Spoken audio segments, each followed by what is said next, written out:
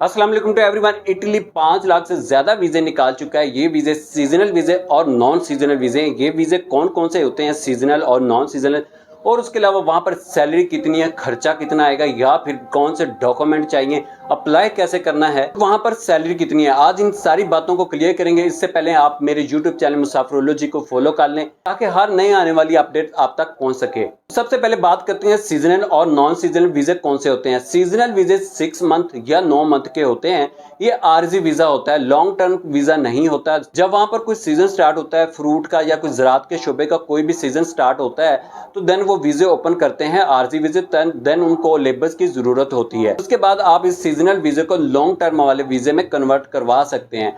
तो अब बातें हैं कि नॉन सीजनल वीजा कौन सा आता है। Non seasonal visa long term का होता है। ये ज्यादातर यहाँ पर इनको फैक्ट्रियों में लेबर्स की जरूरत होती है, कंस्ट्रक्शन के शोबे में या आईटी के शोबे में, या फिर आप देखें कि किस किस शोबा में वर्कर्स की जरूरत है, तो आप उस शोबा में अप्लाई कर सकते हैं। ये लॉन्ग टर्म का वीजा होता है, लेकिन मेरे हिसाब से सीजनल वीजा बेहतर होता है। उसकी रीजन क्या है कि ये एक तो इस पर कॉस्ट कम आती है, सस्ता होता है, दूसरा उसकी निस्बत आसानी से मिल जाता है, डॉक्यूमेंट्स भी कम चाहिए होते हैं। बातें हैं खर्चे की तरफ कि वहां पर खर्चा कितना होगा। यहाँ से आपका प्रोसीजर स्टार्ट होने से लेकर वहां पर पहुंचने तक जो टोटल खर्चा आएगा, ऐसा बिल्कुल नहीं है कि आपका बिल्कुल खर्चा ना हो। आपका खर्चा आप जेहन में रखें कि 4 से 5 लाख रुपए आपका खर्चा हो सकता है। वो आपसे किसी ने नहीं लेना होता, वो आपने अपने ऊपर करना होता है। आपने अपने डॉक्यूमेंट्स कंप्लीट करने होते हैं, फ्लाइट बुकिंग करनी होती है, उसके अलावा आपने अपना मेडिकल वगैरह करवाना होता है, या फिर एम्बेसी की फीस होती है जो 90 यूरो फीस होती है, वो आपने पे करनी होती है। उसके अलावा इसमें और एक्स्ट्रा खर्चा नहीं होता, ना कोई बैंक स्टेटमेंट की इसमें जरूरत होती है। तो ये हो गया खर्चे की बात। अब आते हैं इसमें डॉक्यूमेंट्स कौन कौन से चाहिए होते हैं, अप्लाई कैसे कर सकते हैं।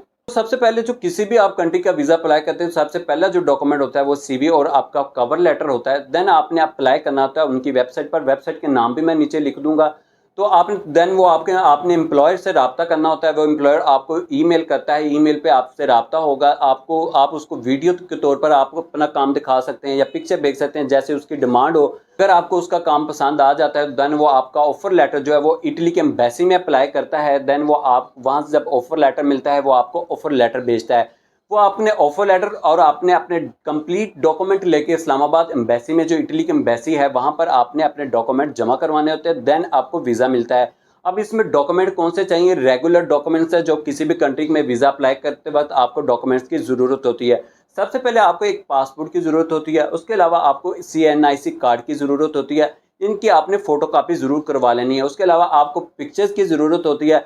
उसके अलावा आपको पुलिस क्लियरेंस सर्टिफिकेट की ज़रूरत होती है और मेडिकल की ज़रूरत होती है। और उसके अलावा जो डॉक्यूमेंट्स हैं उनकी तरफ से आएंगे, जिसमें ऑफर लेटर है, उसके अलावा आपकी अकोमोडेशन लेटर है, और उसके अलावा जॉब कॉन्ट्रैक्ट लेटर की ज़रूरत होती है। ये डॉक्यूमेंट आपको चाहिए होते हैं। ये ज़रूरी डॉक्यूमेंट हैं। जो मुश्किल डॉक्यूमेंट है वो तो उनकी तरफ से आ जाने। बाकी ये डॉक्यूमेंट है आपको किसी भी कंट्री के वीज़ा के अप्लाई के लिए ज़रूरत होती है, तो यही डॉक्यूमेंट आपको चाहिए होते हैं। कुछ एक्स्ट्रा डॉक्यूमेंट नहीं चाहिए होते। एक और अहम बात यह है कि कुछ एम्प्लॉयर ऐसे होते हैं जो आपकी फ्लाइट और आपकी एम्बेसी की फीस और कुछ आपके डॉक्यूमेंट्स वगैरह की जो फीस होती है वो भी पे कर देते हैं, लेकिन कुछ ज़्यादातर एम्प्लॉयज़ पे नहीं करते। आपको ये खर्चा खुद करना होता है। जो मैंने आपको खर्चा बताया, 5 से 6 लाख रुपए आपका खर्चा आएगा। बातें हैं वहाँ पर सैलरी कितनी होगी। आम वर्कर जो फ्रेशर होता है वहाँ पर सीजनल वीज़ा में या नॉन सीजनल वीज़ा में, जिसको बिल्कुल काम नहीं आता, लेबर कैटेगरी में होता है, वह उसको 6 से 7 यूरो घंटा मिलता है।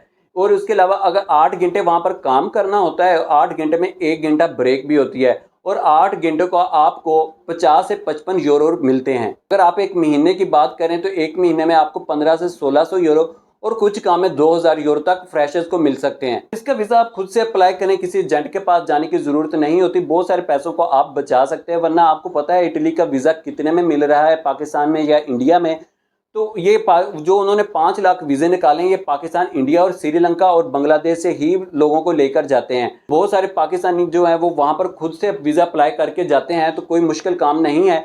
इनकी वेबसाइट मैं आपको बता देता हूँ। आप उनकी वेबसाइट पर जाएं, जब ओपन करेंगे तो वहाँ पर कैटेगरी का ऑप्शन होगा। उस कैटेगरी को सिलेक्ट करें जो आपका स्किल होगा, या आपका एक्सपीरियंस होगा, या आपकी एजुकेशन होगी। उस हिसाब से वीज़ा अप्लाई कर उनकी कंपनी सामने आ जाएगी। कंपनी में अप्लाई करने का तरीका होगा, आप उसमें अप्लाई करने हैं, आपने CV और कवर लेटर भेजना है। और जो वेबसाइट के 3 से 4 अहम लिंक हैं वो मैं आपको भेज देता हूं, आप उन पर अप्लाई करें। तो ये थी हमारी आज की वीडियो। उम्मीद करता हूं कि आपको जरूर पसंद आई होगी। मिलते हैं नेक्स्ट वीडियो में नई अपडेट के साथ और नए वीज़ा की कंट्री की वीज़ा की इन्फॉर्मेशन के साथ। तब तक के लिए इजाज़त दीजिएगा। अल्लाह हाफिज़।